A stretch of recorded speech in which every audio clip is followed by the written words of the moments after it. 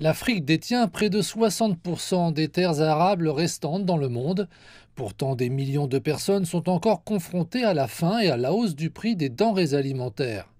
Au siège de l'Union africaine à Addis Abeba, des ministres, des commissaires et des experts se sont réunis pour évaluer le parcours agricole de l'Afrique et planifier la décennie à venir.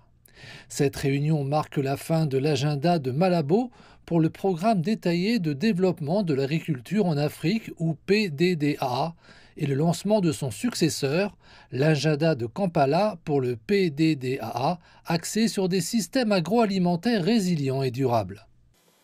Agricultural productivity in Africa still remains below average.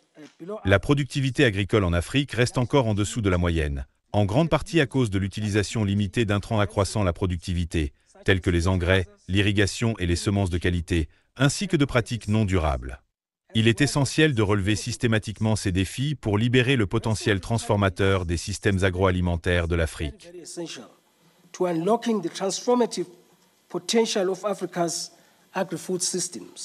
L'Ouganda a officiellement cédé la présidence de la session des comités techniques spécialisés après 2 ans de leadership.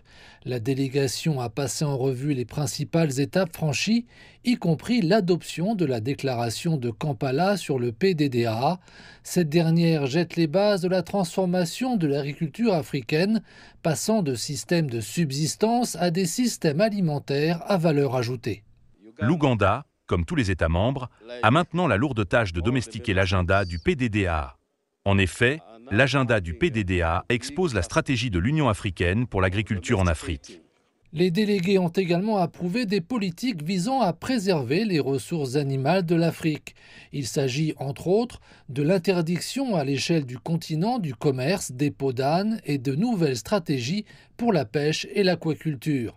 Malgré les défis persistants allant de la faible productivité aux pressions climatiques, les dirigeants affirment qu'il est essentiel pour l'Afrique de disposer désormais d'une feuille de route claire pour atteindre la sécurité alimentaire.